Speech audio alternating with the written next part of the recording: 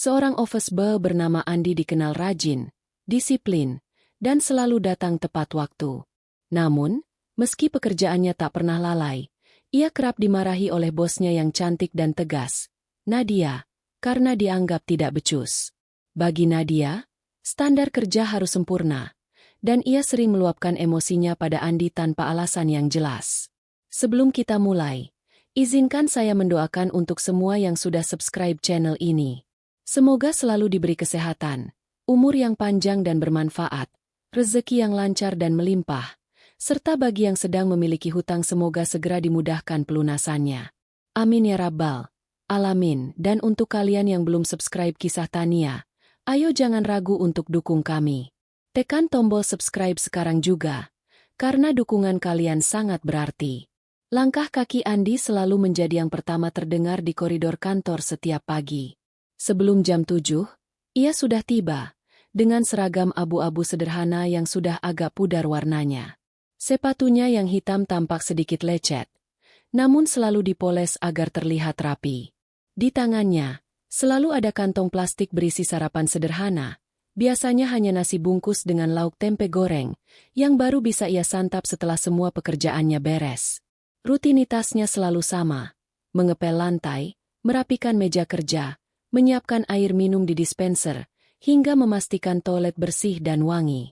Andi melakukan semuanya dengan tekun dan hati-hati, seolah itu adalah tanggung jawab besar, meskipun pekerjaannya sering dianggap remeh oleh sebagian karyawan. Namun, bukan berarti usahanya mendapat penghargaan. Justru seringkali, Andi harus menelan kenyataan pahit bahwa ketulusannya tidak dipandang. Ia masih ingat betul bagaimana beberapa hari lalu, ia baru saja menyelesaikan pekerjaan membersihkan ruang rapat, ketika suara tegas dan dingin itu memanggilnya. Andi! Suara itu berasal dari ruang kerja paling besar di lantai itu. Ruangan dengan pintu kaca bening dan papan nama bertuliskan Nadia Pratama, manajer operasional. Andi segera berlari kecil, menundukkan kepala sambil membuka pintu. Iya, Bu Nadia. Wanita itu berdiri anggun dengan blazer biru tua dan sepatu hak tinggi yang berkilau.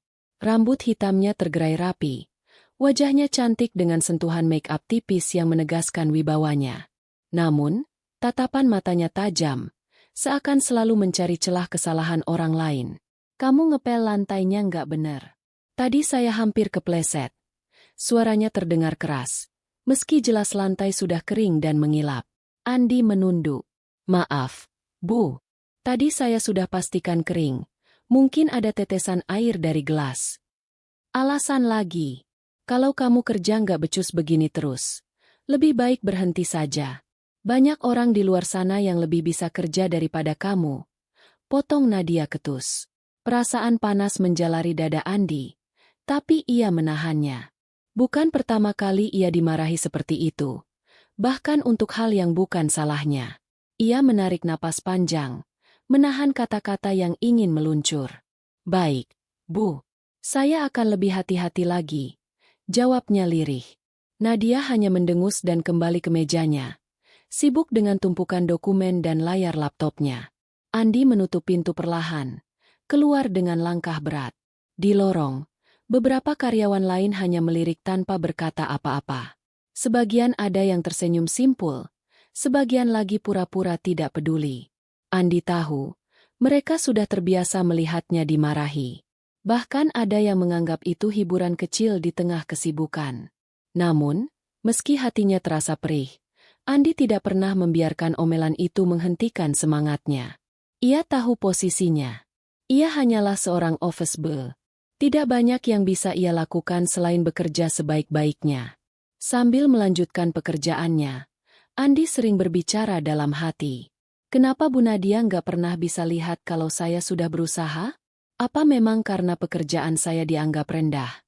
Jadi selalu salah di matanya? Meski begitu, ada satu hal yang membuat Andi tetap bertahan, rasa tanggung jawab. Pekerjaan ini bukan sekadar untuk dirinya sendiri, tapi juga untuk ibunya yang sudah tua di kampung. Gajinya memang tidak besar, tapi cukup untuk mengirim sebagian setiap bulan. Sore hari, ketika kantor mulai sepi, Andi biasanya menjadi orang terakhir yang pulang. Ia memastikan semua lampu dimatikan, pintu terkunci, dan sampah dibuang. Saat itulah ia bisa menarik napas lega, meskipun dalam kepalanya masih terngiang ucapan keras Nadia. Di perjalanan pulang dengan bus kota yang berdesakan, Andi sering memandang keluar jendela, mencoba menenangkan diri. Mungkin besok akan lebih baik, gumamnya pelan. Namun, jauh di dalam hati, ia masih menyimpan harapan sederhana. Suatu hari nanti, ada yang bisa benar-benar melihat ketulusannya, bukan hanya kelemahannya. Ia tidak pernah tahu bahwa harapan itu, perlahan, akan menemukan jawabannya dari sosok yang selama ini justru paling sering menyakitinya. Di mata seluruh karyawan kantor, Nadia Pratama adalah sosok yang mengagumkan sekaligus menakutkan. Usianya baru 30 tahun, namun ia sudah menduduki jabatan penting sebagai manajer operasional. Wajah cantik, penampilan anggun, dan gaya bicara tegas membuat banyak orang segan padanya. Ada yang diam-diam mengagumi, ada pula yang sering membicarakannya di belakang. Namun satu hal yang semua orang tahu, bekerja di bawah Nadia berarti harus siap menghadapi standar tinggi yang nyaris tak terbantahkan.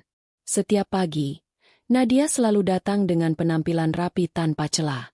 Blazernya licin, rambutnya tertata, dan langkah kakinya penuh wibawa. Di balik senyum tipis yang kadang ia tunjukkan pada klien, tersimpan karakter keras yang bisa membuat bawahan gemetar. Ia tidak pernah segan menegur bahkan untuk kesalahan sepele. Pernah suatu kali, seorang karyawan telat mengirim email laporan hanya 5 menit dari batas waktu. Nadia langsung memanggilnya ke ruangannya dan menegur dengan nada tinggi.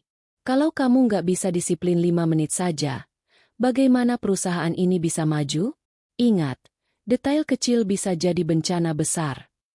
Bagi sebagian orang, sikap Nadia adalah bentuk profesionalisme. Namun, bagi banyak bawahan, termasuk Andi, sikap itu terasa seperti badai yang bisa datang kapan saja tanpa tanda. Andi sendiri sering jadi sasaran meski bukan penyebab masalah. Pernah suatu hari, printer kantor macet tepat saat Nadia sedang terburu-buru mencetak dokumen penting. Tanpa pikir panjang, ia memanggil Andi. Andi, cepat perbaiki ini. Gimana sih kamu? Kerja kok nggak bisa nyiapin peralatan kantor biar lancar? Padahal, printer itu baru saja dipakai bergantian oleh staf lain, dan kerusakan bukanlah sesuatu yang bisa ia cegah. Namun Andi tetap menunduk dan mencoba memperbaikinya, meski tangannya gemetar karena takut dimarahi lagi. Di mata Andi, Nadia adalah sosok yang sulit dipahami. Terkadang, ia melihat sisi lembut Nadia ketika sedang berbicara dengan klien atau saat memberi arahan kepada tim marketing dengan bahasa penuh motivasi. Tapi ketika kembali ke suasana internal, nadanya berubah dingin dan menusuk. Andi, gelas kopi saya kenapa masih kotor di meja? Bukannya tugas kamu bersihin? Tanya Nadia suatu sore dengan alis terangkat. Maaf, Bu. Saya tadi baru saja mengepel lantai. Belum sempat. Alasan lagi. Jangan biasakan menunda pekerjaan. Semua harus cepat dan tepat. Andi hanya bisa mengangguk. Padahal ia tahu benar bahwa gelas itu baru saja dipakai oleh salah satu staf yang masuk ruangan tanpa izin. Namun siapa yang berani membantah ucapan seorang bos besar? Karyawan lain kadang merasa kasihan pada Andi, tapi mereka juga tidak berani membela.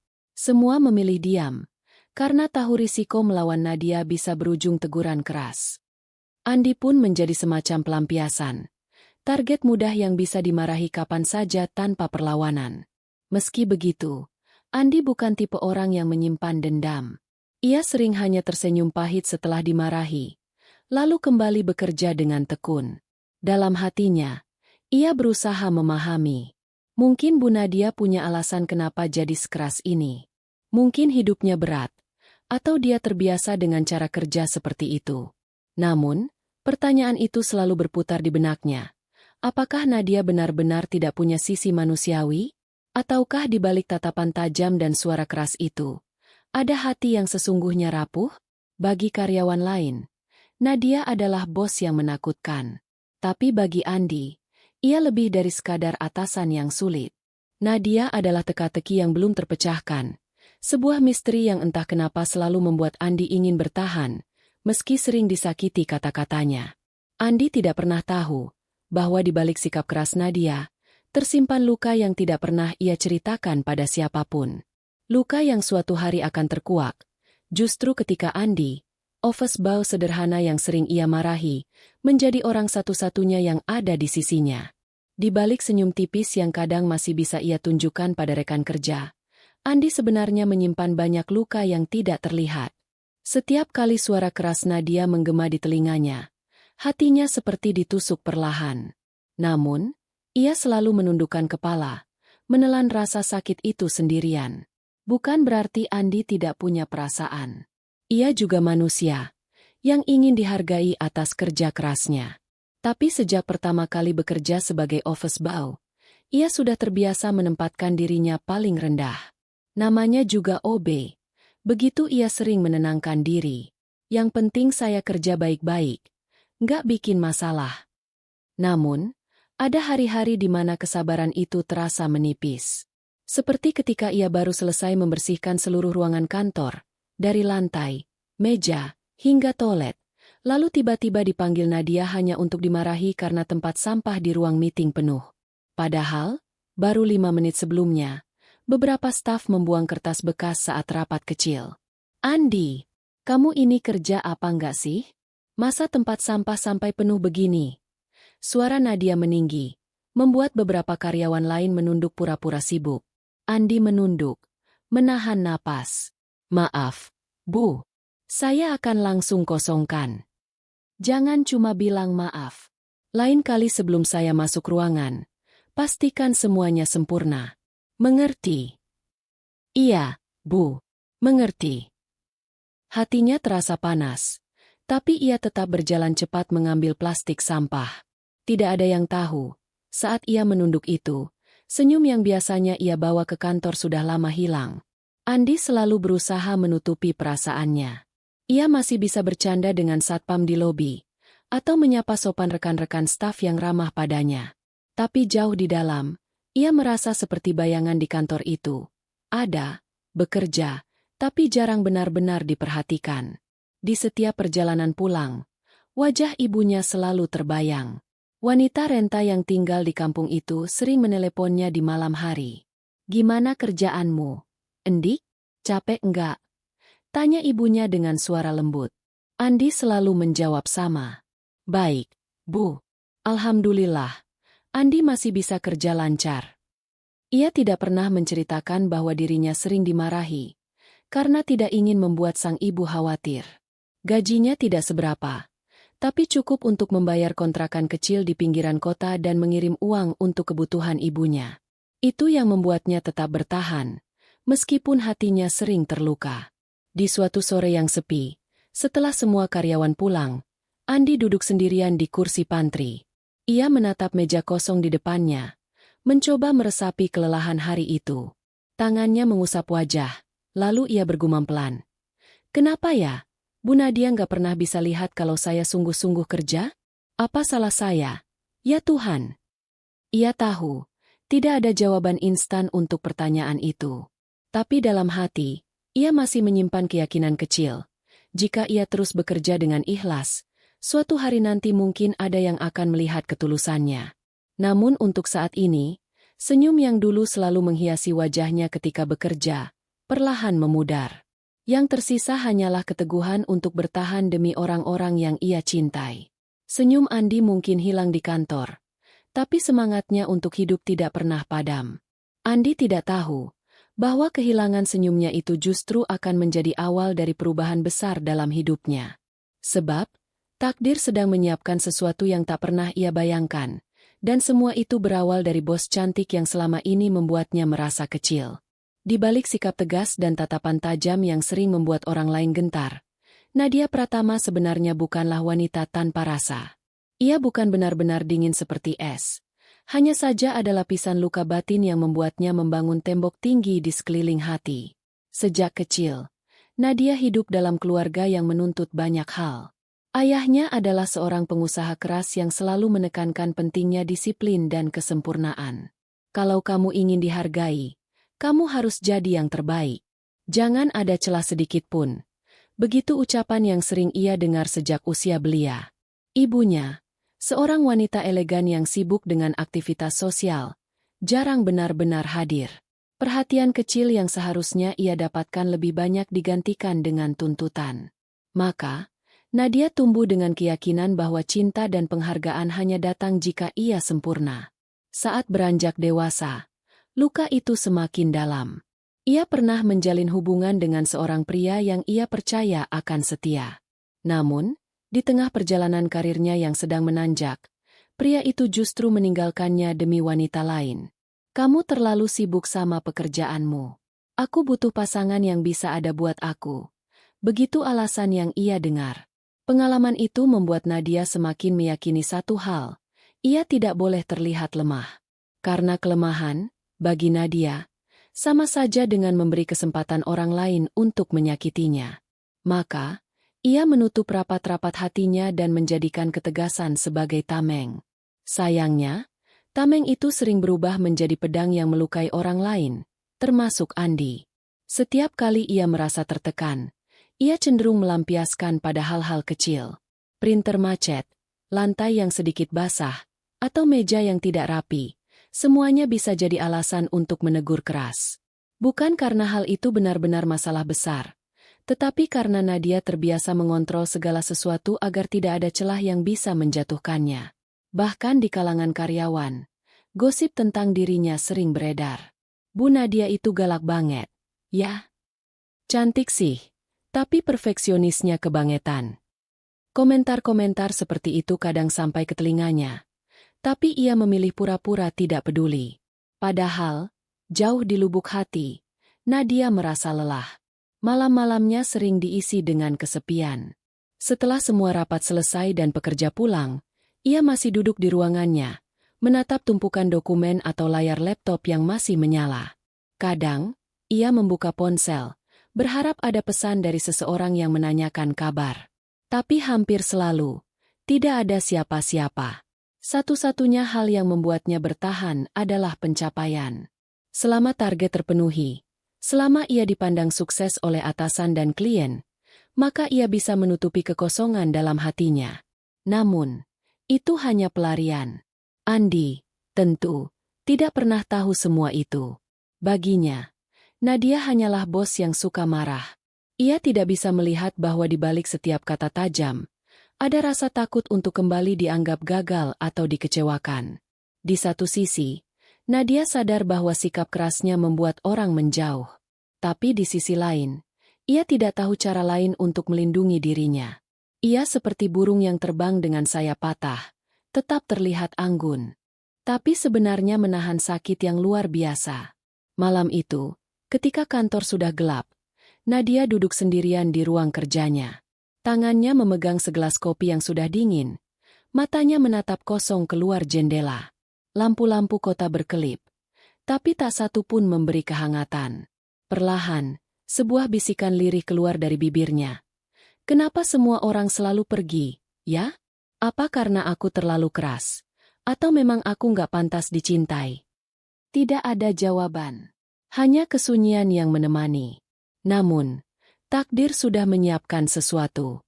Karena tanpa sepengetahuan Nadia, seorang office boy sederhana yang sering jadi sasaran amarahnya justru akan menjadi orang pertama yang benar-benar melihat dirinya apa adanya. Bukan sekadar bos yang keras, melainkan wanita dengan luka yang butuh disembuhkan. Pagi itu, suasana kantor berjalan seperti biasa. Bunyi mesin fotokopi, dering telepon, dan suara langkah karyawan yang terburu-buru berpacu dengan waktu. Namun, di tengah kesibukan itu, ada satu hal yang tidak biasa. Wajah pucat Nadia yang terlihat jelas ketika ia keluar dari lift. Biasanya, Nadia selalu tampil prima, blazer rapi, sepatu hak tinggi yang berderap mantap di lantai marmer, dan tatapan penuh wibawa. Tapi pagi itu, langkahnya agak gontai. Rona segar di pipinya hilang, digantikan wajah pucat dengan mata yang sedikit sembab. Meski begitu, ia tetap berusaha menegakkan tubuhnya, seakan tidak ada yang salah. Andi, kopi saya. Ucapnya singkat begitu melintas melewati pantry. Suaranya terdengar serak. Tidak setajam biasanya. Andi yang sedang menyapu segera meletakkan alatnya. Iya, Bu. Segera. Jawabnya cepat. Namun matanya sempat menangkap sesuatu. Tangan Nadia bergetar halus saat ia merapikan berkas di tangannya. Beberapa karyawan lain sempat berbisik-bisik. Bu Nadia kelihatan gak enak badan. Ya? Iya. Biasanya udah ngomel dari pagi. Sekarang diam aja. Tapi setelah itu, semua kembali sibuk dengan pekerjaannya. Tidak ada yang berani bertanya langsung pada sang bos. Apalagi menawari bantuan. Di ruang kerjanya, Nadia memaksakan diri duduk di kursi besar berlapis kulit. Ia membuka laptop, menatap layar dengan mata yang terasa berat. Kepala berdenyut, tubuhnya lemas. Tapi pikirannya terus memaksa. Ada rapat penting siang nanti. Ada laporan yang harus selesai pagi ini. Baginya, sakit hanyalah alasan yang bisa membuat orang lain meremehkan. Dan ia tidak mau terlihat lemah. Andi, dari kejauhan, memperhatikan diam-diam. Sesekali ia melirik lewat pintu kaca ruangan yang sedikit terbuka. Ia melihat Nadia menunduk lama, seperti sedang menahan pusing. Sesekali tangannya meraih segelas kopi, tapi hanya disentuh tanpa diminum. Hati Andi terasa tidak tenang. Ia ingin masuk, menanyakan keadaan, tapi ia tahu batasannya. Seorang office boy mana mungkin berani bertanya pada bos besar seperti Nadia? Apalagi jika salah bicara, bisa-bisa malah dimarahi lagi. Namun, ketika ia masuk untuk mengantarkan tumpukan dokumen dari divisi administrasi, ia kembali melihat dengan jelas wajah pucat itu. Bu, suara Andi tercekat. Hampir saja ia bertanya. Tapi Nadia keburu menegakkan badan, menatapnya dengan tatapan biasa, dingin dan penuh kontrol. Letakkan di meja. Jangan lama-lama di sini. Andi menunduk. Baik, Bu. Ia keluar dengan langkah pelan, tapi hatinya semakin cemas. Ia tahu benar, ada yang tidak beres dengan kesehatan Nadia. Jam bergulir, menjelang siang. Suasana kantor makin sibuk karena rapat besar akan dimulai. Semua staf sudah bersiap di ruang meeting, tapi Nadia masih di ruangannya. Andi, yang kebetulan lewat, melihat pintu ruangan masih tertutup rapat. Ia mendekat pelan, lalu mendengar suara kursi bergeser dan dentingan benda jatuh ke lantai. Tanpa pikir panjang, Andi membuka pintu. Dan di sana, ia melihat Nadia berpegangan pada meja, tubuhnya gemetar, wajahnya semakin pucat. Gelas kopi yang tadi ada di meja kini tergeletak pecah di lantai. Bu Nadia, seru Andi panik. Ia berlari mendekat, menahan tubuh Nadia yang hampir ambruk. Hati-hati, Bu. Untuk pertama kalinya, Nadia tidak menolak bantuan itu. Tubuhnya terlalu lemah untuk menegakkan wibawa. Matanya setengah terpejam, suaranya lirih. Aku, nggak apa-apa. Aku bisa sendiri. Tapi tubuhnya justru makin lunglai. Nyaris jatuh jika Andi tidak sigap menopangnya. Dalam kepanikan itu, Andi sadar satu hal. Hari itu bukan sekadar hari yang berat untuk Nadia. Hari itu bisa jadi awal dari sesuatu yang jauh lebih serius. Dan mungkin, awal dari perubahan besar dalam hubungan mereka. Detik-detik itu terasa seperti adegan yang melambat. Tubuh Nadia yang tadi berusaha bertahan dengan berpegangan pada meja, akhirnya benar-benar kehilangan kekuatan. Matanya menutup, napasnya terengah. Lalu ia jatuh pingsan di lantai ruang kerjanya. Andi! Teriak salah satu staf yang kebetulan lewat dan melihat kejadian itu. Suasana kantor seketika kacau. Beberapa karyawan berlari mendekat. Sebagian hanya berdiri terpaku di depan pintu dengan wajah panik. Ya Tuhan! Bu Nadia pingsan. Cepat, panggil ambulans. Jangan cuma lihat, angkat dia dulu. Namun dalam situasi genting itu, kebanyakan orang hanya bingung. Mereka tidak tahu harus melakukan apa selain berteriak dan saling menyuruh. Di antara kerumunan, hanya Andi yang bergerak cepat. Dengan sigap, ia menyingkirkan pecahan gelas kopi yang berserakan, lalu berlutut dan menopang kepala Nadia. Bu! Bu Nadia, bangun, Bu. Ucapnya lirih sambil menepuk pelan pipi bosnya itu. Tidak ada respons. Andi menoleh ke arah karyawan lain yang masih bingung. Tolong, jangan panik. Ada yang bisa telepon rumah sakit? Suaranya tegas untuk ukuran seorang office boy. Seorang staf buru-buru mengeluarkan ponsel, menghubungi ambulans. Tapi Andi tahu, menunggu ambulans bisa memakan waktu. Tanpa pikir panjang, ia mengangkat tubuh Nadia dengan hati-hati. Meski sedikit kewalahan menahan bobot tubuh wanita itu, Andi tetap berusaha kuat. "Buka jalan. Saya bawa Bu Nadia ke mobil," teriaknya. Semua orang sontak menyingkir. Pemandangan itu begitu kontras. Seorang office boy sederhana dengan seragam kusam, menggendong bos cantik yang biasanya tampak perkasa, kini tak berdaya dalam pelukannya. Langkah Andi cepat menuju lobi. Keringat bercucuran di dahinya, bukan hanya karena berat, tapi juga karena ia takut. Takut sesuatu yang buruk menimpa wanita yang selama ini dikenal galak, tapi diam-diam tetap ia hormati. Sesampainya di depan kantor, satpam yang melihat segera menawarkan bantuan. "Andi, saya panggil taksi, cepat." "Ya, Pak. Tolong cepat. Bu Nadia butuh segera ke rumah sakit." Tak butuh waktu lama, sebuah taksi berhenti. Dengan hati-hati Andi membaringkan Nadia di kursi belakang. Lalu ia ikut masuk mendampingi. "Pak, ke rumah sakit terdekat, cepat," serunya pada sopir taksi. Mobil melaju kencang di jalanan kota. Andi menggenggam tangan Nadia yang dingin, mencoba menenangkannya. "Tahan, Bu. Sebentar lagi sampai. Jangan menyerah, ya," bisiknya. Meski ia tahu Nadia tidak mendengar, perjalanan itu terasa panjang, penuh dengan rasa cemas. Andi, yang biasanya hanya dianggap bawahan remeh, kini menjadi satu-satunya orang yang benar-benar ada untuk Nadia di saat paling genting. Sesampainya di rumah sakit, Andi segera memanggil perawat. Tim medis bergegas membawa Nadia ke ruang gawat darurat. Andi berdiri di luar ruangan dengan napas terengah. Seragamnya basah oleh keringat, tapi matanya tak lepas dari pintu yang tertutup. Beberapa menit kemudian, karyawan kantor mulai berdatangan. Sebagian membawa kabar bahwa berita pingsannya Nadia sudah menyebar cepat. Namun, meski banyak yang datang, hanya Andi yang benar-benar ada sejak awal. Saat duduk di bangku tunggu, Andi menundukkan kepala. Jantungnya masih berdegup kencang. Dalam hati ia bergumam. "Kenapa saya segini takutnya, ya? Kenapa saya nggak rela lihat Bu Nadia sakit?" Ia tidak tahu, hari itu menjadi titik balik pertama.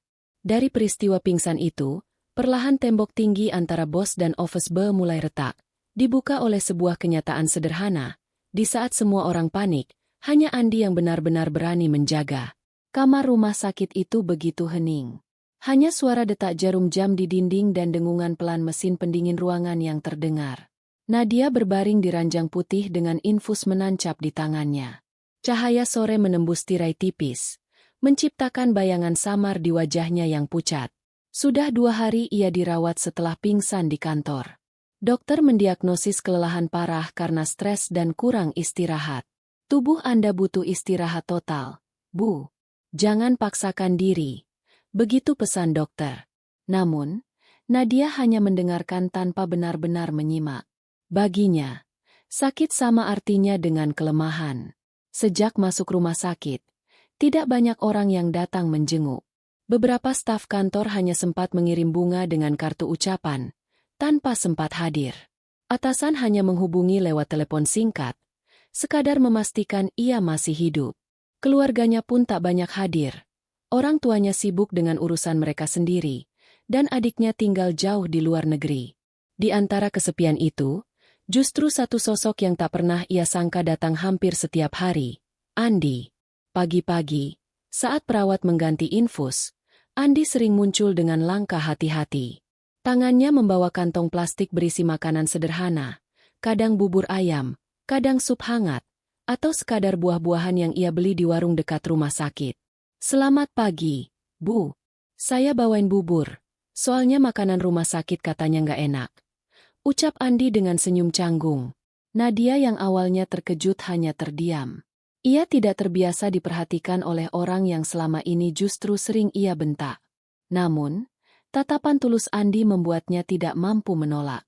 Perlahan ia menerima mangkuk bubur itu, meski hanya memakannya sedikit. Hari-hari berikutnya, Andi tetap datang. Kadang ia duduk diam di kursi samping ranjang, hanya membaca koran atau memainkan ponselnya. Tapi kehadirannya cukup membuat ruangan tidak terasa kosong. Kadang ia membereskan barang-barang kecil di meja, menuangkan air minum, atau membantu memanggil perawat jika Nadia butuh sesuatu. "Kenapa kamu repot-repot begini, Andi?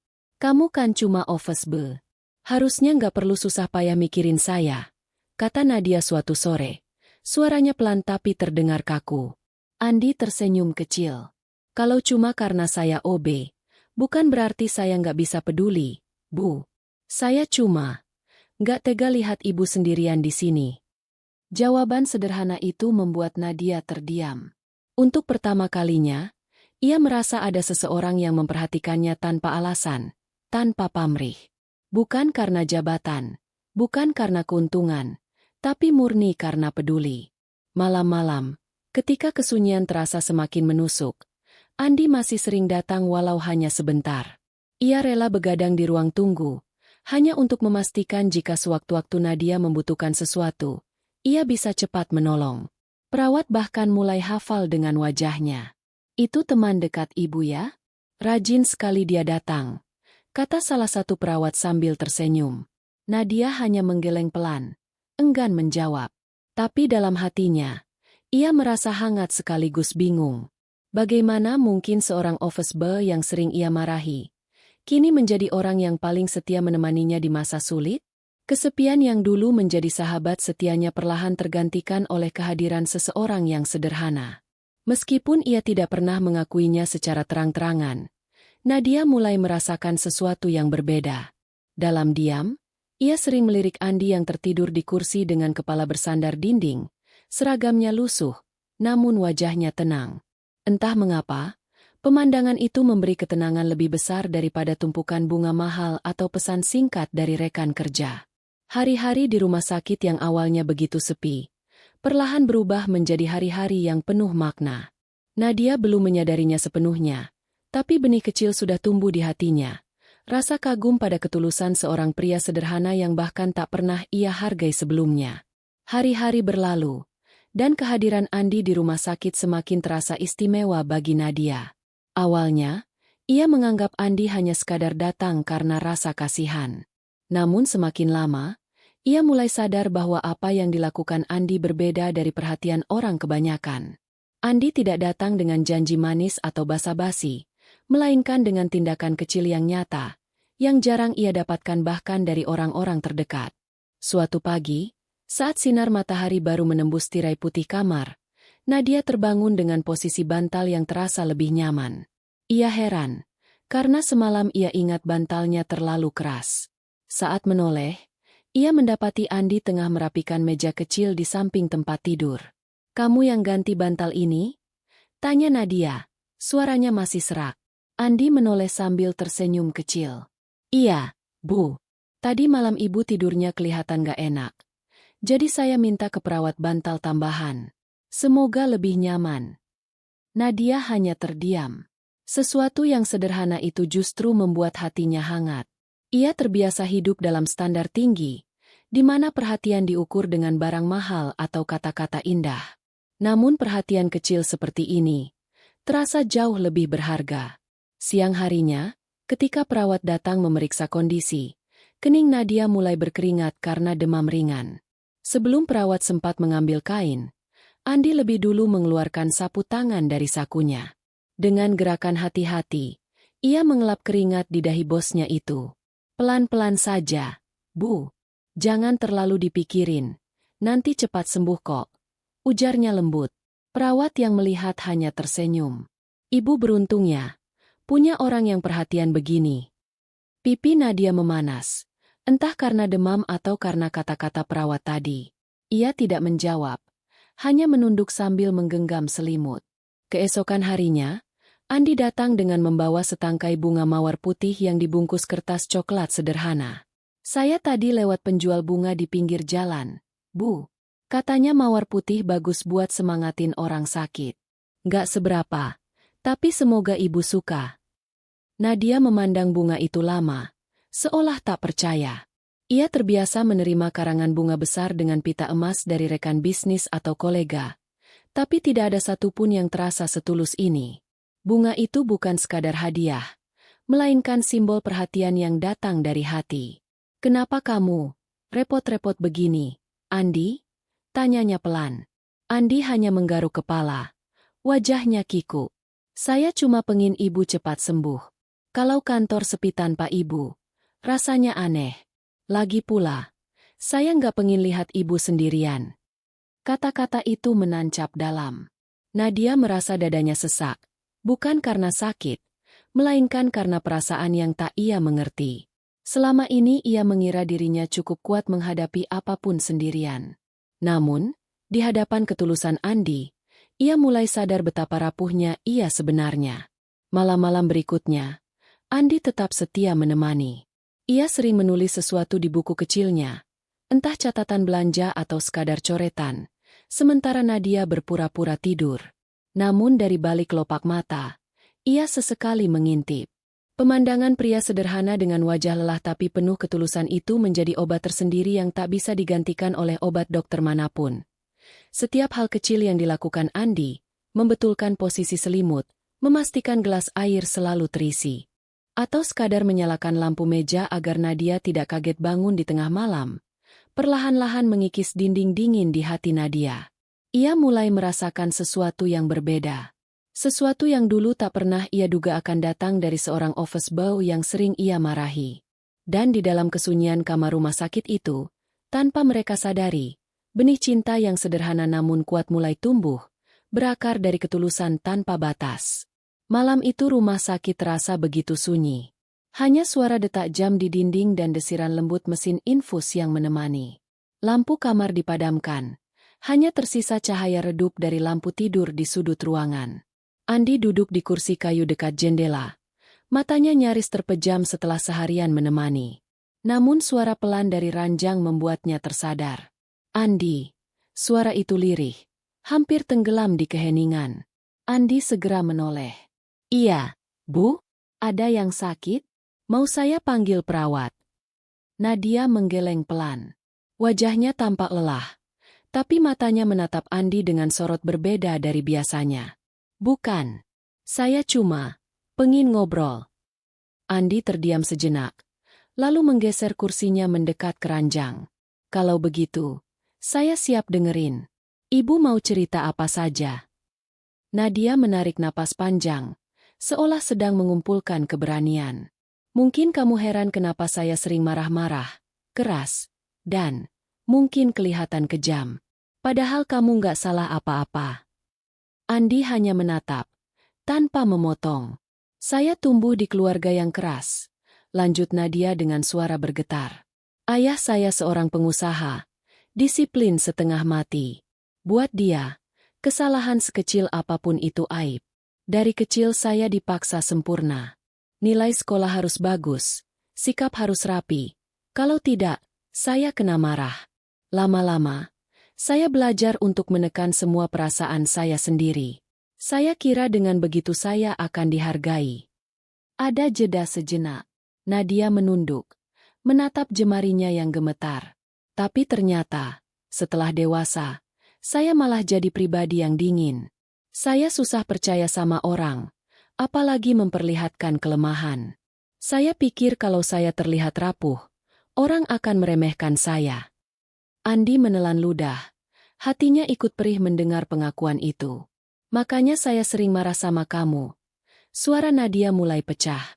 "Bukan karena kamu salah, tapi karena saya takut kalau ada kekurangan sedikit saja, semua akan runtuh. Saya minta maaf, Andi." Air mata menetes di pipinya.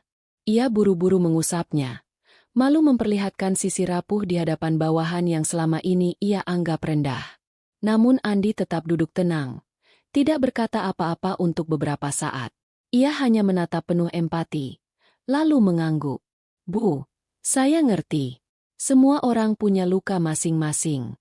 Saya juga bukan orang sempurna, sering salah. Tapi saya percaya, seseorang gak bisa diukur cuma dari sikap luar. Saya tahu, di balik tegasnya ibu, ada hati yang baik." Nadia menatapnya. Matanya masih berkaca-kaca. Kamu beneran gak marah sama saya? Setelah semua yang saya lakukan. Andi tersenyum kecil. Saya nggak punya alasan buat marah, Bu. Kalau saya marah, siapa lagi yang bisa jagain ibu sekarang? Jawaban itu sederhana, tapi menghantam hati Nadia lebih dalam daripada kata-kata manis siapapun. Untuk pertama kalinya setelah sekian lama, Nadia merasa lega. Dinding ego yang selama ini ia bangun tinggi-tinggi mulai retak. Ia tidak lagi harus berpura-pura kuat. Malam itu, ia bisa menjadi dirinya sendiri, seorang wanita dengan luka, dengan rasa lelah, tapi juga dengan harapan baru. Dan Andi, office boy sederhana dengan seragam lusuhnya, menjadi saksi sekaligus sandaran yang ia butuhkan, bukan untuk menilai, melainkan untuk mendengarkan dengan sabar. Di kamar rumah sakit yang sunyi itu, keduanya terdiam cukup lama. Namun diam itu bukan lagi canggung. Diam itu justru hangat, penuh pengertian yang tak butuh banyak kata. Dan di dalam hati Nadia, sesuatu mulai runtuh. Tembok kesombongan, dinding ego, dan rasa takutnya sendiri. Yang tersisa hanyalah ruang kosong yang perlahan diisi oleh ketulusan seorang pria sederhana bernama Andi. Hari-hari di rumah sakit perlahan terasa berbeda bagi Nadia. Jika sebelumnya ia merasa waktu berjalan begitu lambat, kini setiap menit menjadi lebih ringan ketika Andi hadir. Office boy sederhana itu selalu datang membawa energi tenang yang sulit dijelaskan. Setiap pagi, setelah menyelesaikan tugasnya di kantor, Andi menyempatkan diri menjenguk Nadia. Ia datang dengan bungkusan plastik berisi makanan sederhana, kadang bubur ayam hangat, kadang roti dari warung dekat rumah sakit. Buat sarapan, Bu. Biar nggak cuma makan dari kantin rumah sakit terus. Katanya dengan polos. Awalnya, Nadia menolak. Andi, kamu nggak usah repot. Saya bisa beli sendiri. Namun Andi hanya tersenyum. Nggak apa-apa, Bu. Saya senang bisa bawain. Lagian kalau ibu makan enak, cepat sembuh. Saya juga ikut bahagia. Ucapan itu terdengar ringan, tapi membuat dada Nadia bergetar halus. Ia tidak terbiasa mendapat perhatian tulus seperti itu. Apalagi dari seseorang yang dulu sering ia remehkan. Di malam-malam sunyi, ketika Andi masih duduk di kursinya hingga larut, Nadia sering pura-pura tidur hanya untuk memperhatikan sosok itu. Ia melihat bagaimana Andi kadang terkantuk-kantuk, namun tetap menahan diri agar tidak tertidur terlalu nyenyak.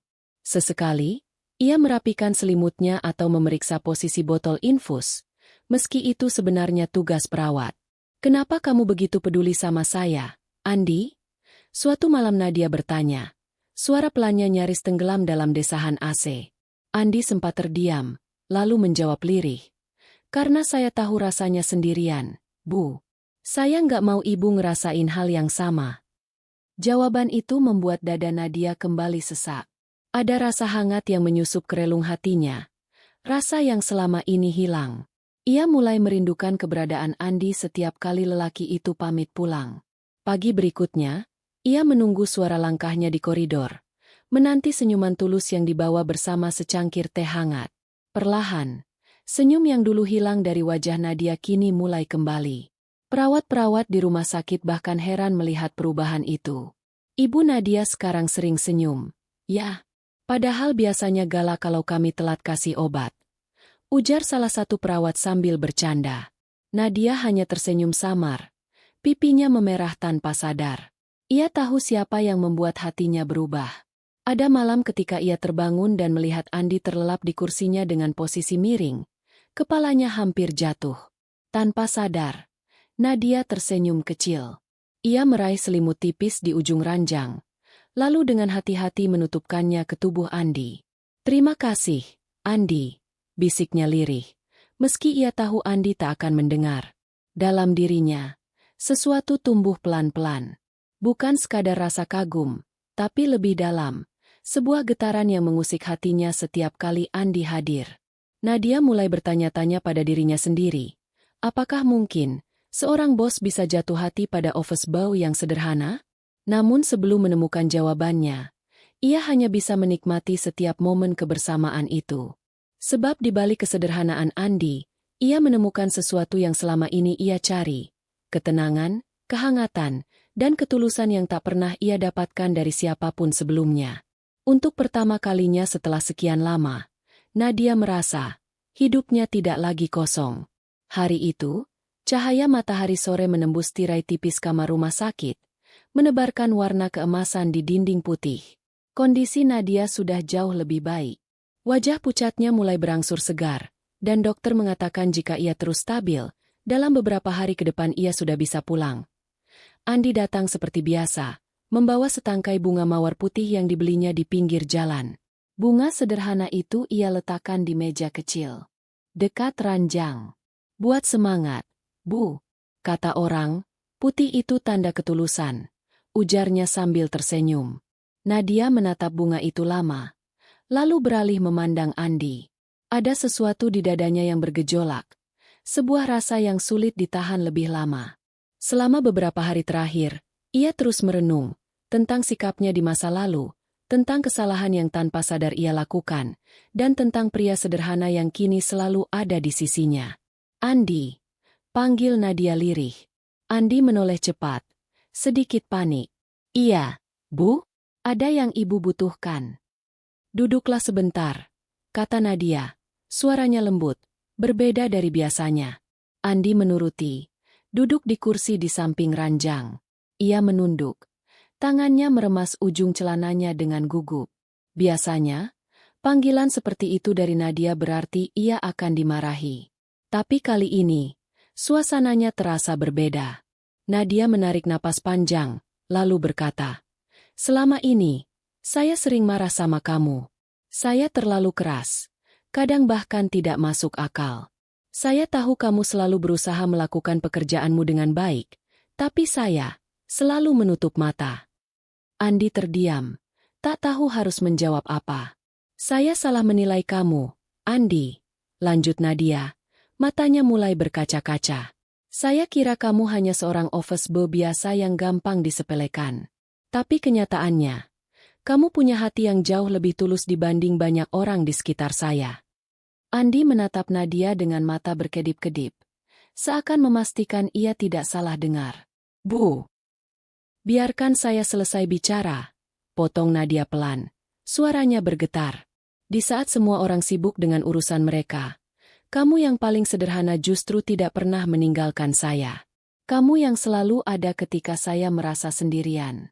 Kamu yang membuat saya merasa berarti."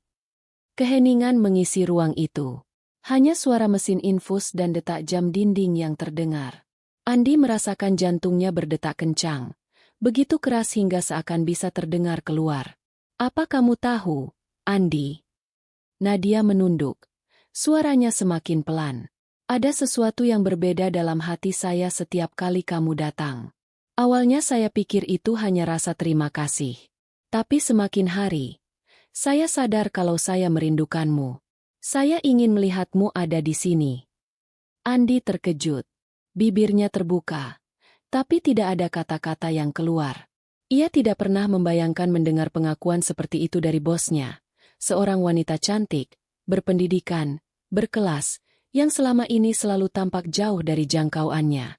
Nadia menatapnya dengan mata berkaca, lalu berkata tegas meski suaranya bergetar, "Andi, saya jatuh hati pada ketulusanmu." Andi tercekat, tubuhnya kaku, tangannya gemetar halus. Ia bingung harus menjawab apa. Dalam benaknya, ribuan pikiran berdesakan, antara bahagia, tidak percaya, dan takut salah bersikap. "Ibu, saya ini cuma," ucap Andi, suaranya parau, "cuma seorang office boy." Nadia menyambung, lalu tersenyum tipis. "Jangan pernah merendahkan dirimu sendiri, Andi. Justru karena kesederhanaanmu, saya belajar arti ketulusan." Butiran air mata akhirnya jatuh di pipi Nadia. Bukan tangis kesedihan, melainkan perasaan lega yang akhirnya bisa ia ungkapkan. Ia tak lagi peduli pada gengsi, jabatan, atau pandangan orang lain. Yang ia tahu, hatinya telah menemukan sesuatu yang tulus pada diri seorang pria sederhana bernama Andi. Andi menunduk, menahan haru. Di dalam dadanya, rasa bahagia membuncah, bercampur dengan rasa tak percaya. Ia tidak tahu bagaimana kisah ini akan berlanjut. Tapi satu hal yang pasti, hari itu akan selalu ia ingat. Hari ketika seorang bos cantik yang dulu selalu memarahinya, justru mengaku jatuh hati padanya. Hari itu, suasana kantor terasa berbeda. Setelah beberapa minggu dirawat, Nadia akhirnya kembali bekerja. Karyawan menyambutnya dengan senyum dan ucapan selamat datang. Namun mereka juga menyadari ada perubahan pada sosok atasan mereka. Bukan lagi Nadia yang mudah marah, melainkan seseorang yang terlihat lebih tenang, lebih ramah, bahkan sesekali tersenyum pada hal-hal kecil. Perubahan itu tidak luput dari perhatian Andi. Ia tetap melakukan tugasnya seperti biasa, datang pagi, menyapu, mengepel, menyiapkan air minum, hingga memastikan setiap meja karyawan bersih. Bedanya, kini setiap kali ia melewati ruangan Nadia, bukan tatapan tajam yang ia terima, melainkan senyum hangat yang entah bagaimana membuat dadanya berdebar.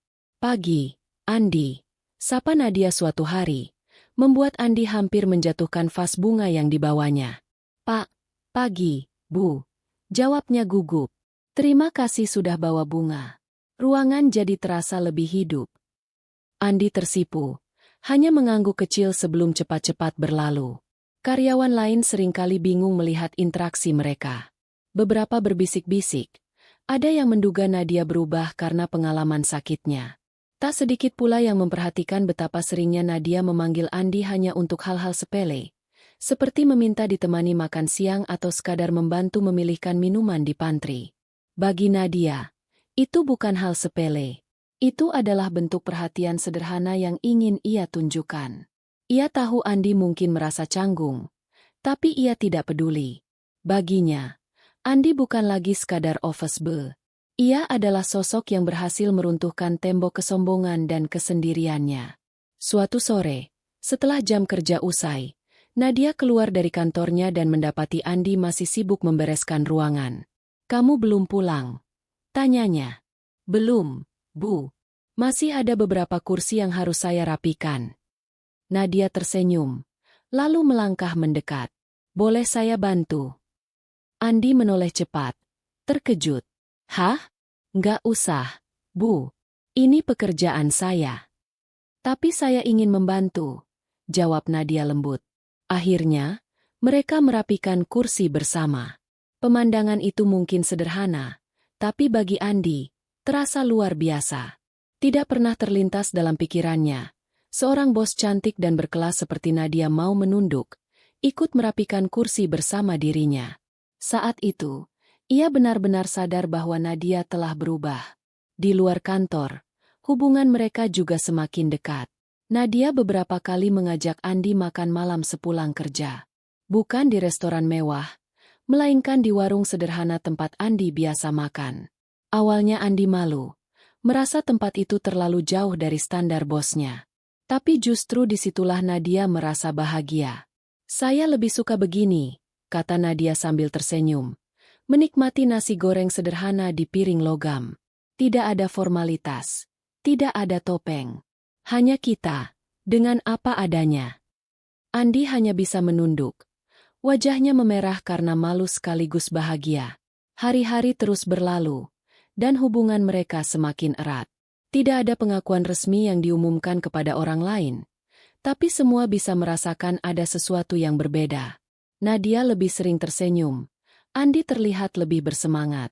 Dan di antara mereka, ada ikatan yang tidak bisa dijelaskan dengan kata-kata. Malam itu, ketika mereka berjalan berdua di taman kota setelah makan malam, Nadia berhenti sejenak di bawah cahaya lampu taman. Ia menatap Andi dengan tatapan hangat. "Andi, kamu tahu? Selama ini saya mengejar banyak hal, jabatan, penghargaan, pengakuan orang lain. Tapi semua itu tidak membuat saya bahagia. Justru kebersamaan sederhana denganmu, yang membuat saya merasa lengkap."